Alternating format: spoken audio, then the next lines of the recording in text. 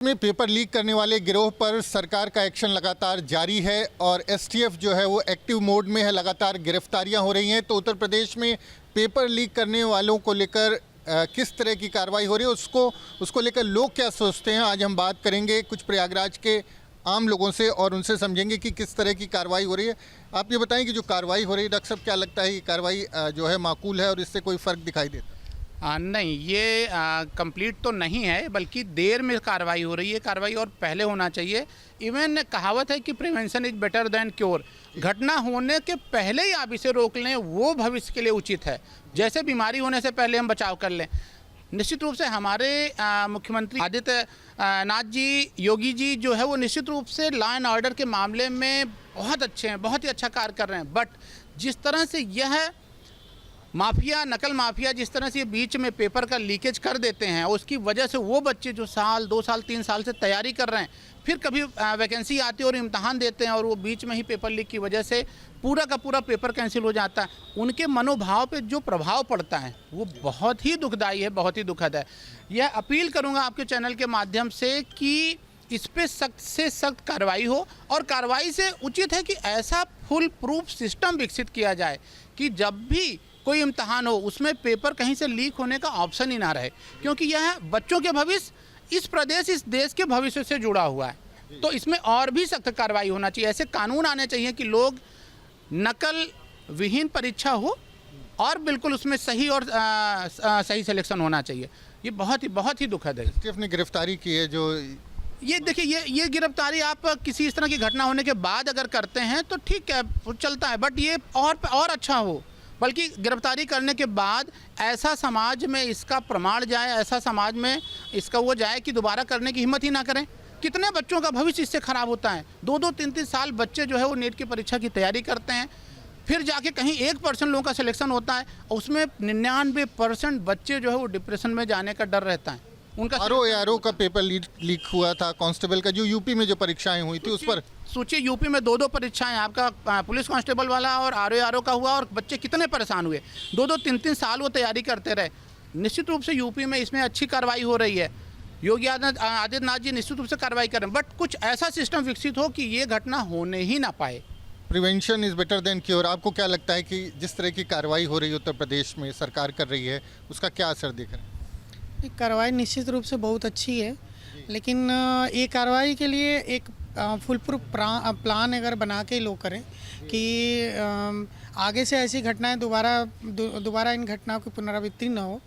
और लगातार गिरफ्तारी हो रही है। एसटीएफ ने कई लोगों को कल भी वो नहीं पकड़ा है, लेकिन ऐसा कुछ हो सिस्टम की इन चीज़ों की नौबत ही ना आए। लोग इनसे मतलब बेफिक्र रहें कि एग्ज़ाम में अब इस तरह की प्रॉब्लम आएगी ही नहीं, और हमेशा बेफिक्र होकर जो भी तैयारी करते हैं प्रतियोगी छात्र वो आराम से एग्ज़ाम दे सके, कि बाद में एसटीएफ और इन चीज़ों की ज़रूरत ना पड़े। जिस चीज़ के लिए एसटीएफ बनी उस चीज़ में वो लगे।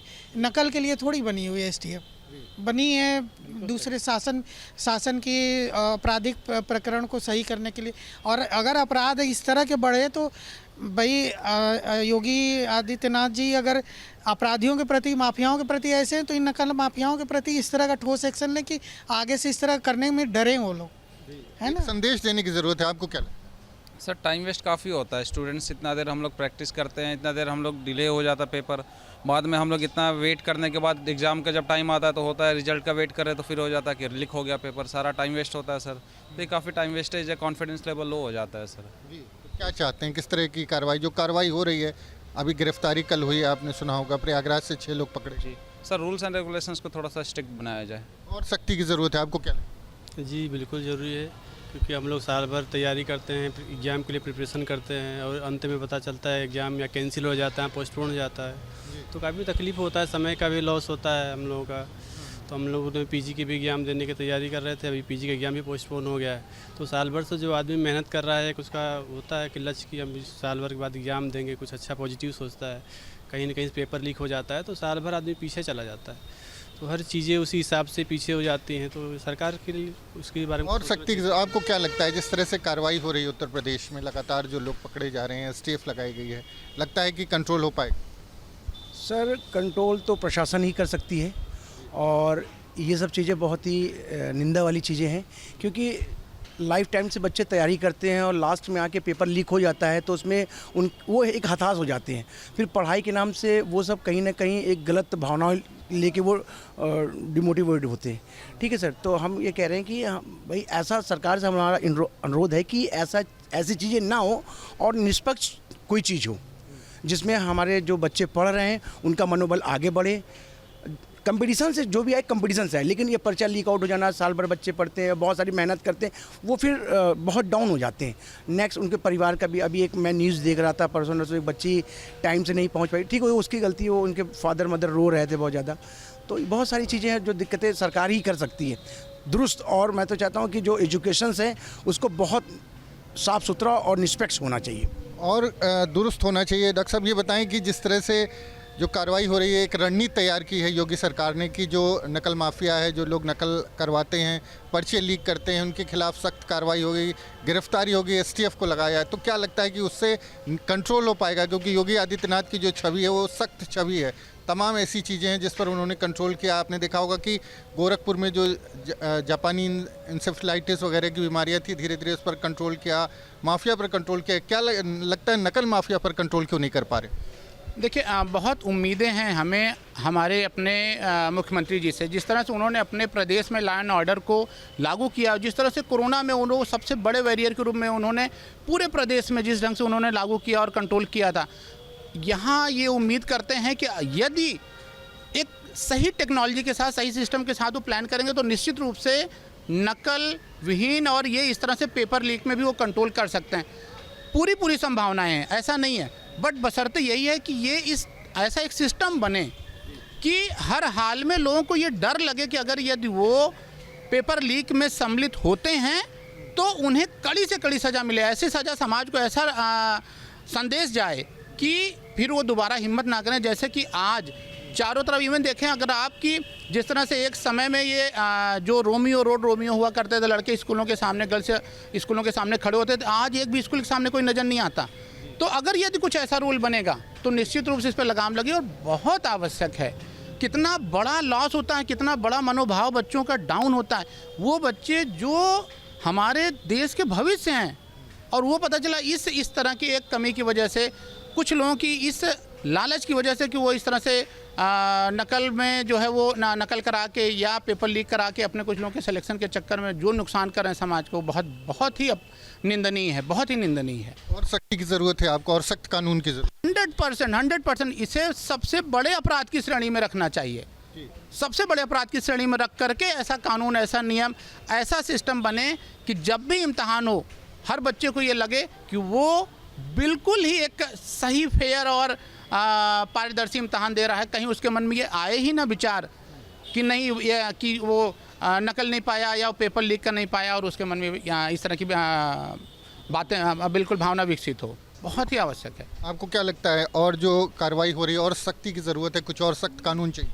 हाँ, कानून सख्ती हो और इस तरह का हो कि जैसे नॉन अवेलेबल वारंट, मतलब आप उसको, जो लोग हों उनको आप मार कर लिए, अगली बार इस तरह की घटनाएं ना हो।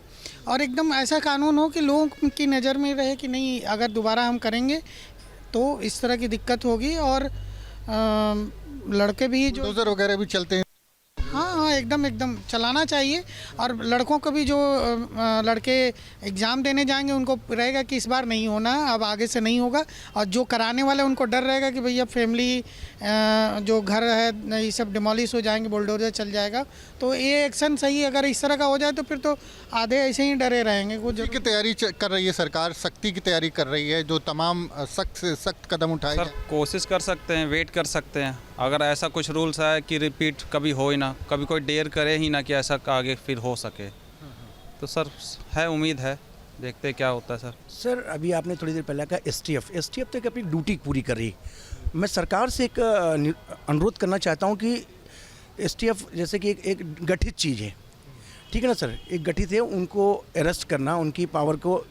लेकिन सर ये हाई लेवल से जो गलतियाँ हो रही हैं, जो बहुत हाई लेवल लोग इसमें इंक्लूडेड हैं, है ना, उनको सरकार उनको टाइट करे। जहाँ से पेपर रखा जाता है, जहाँ पेपर सेफ्टी से होता है, वहीं से लीक हो रही। क्योंकि फर्स्ट स्टेज पे कोई गलतियाँ होती तब जाके लोअर स्टेज पे भी होती है।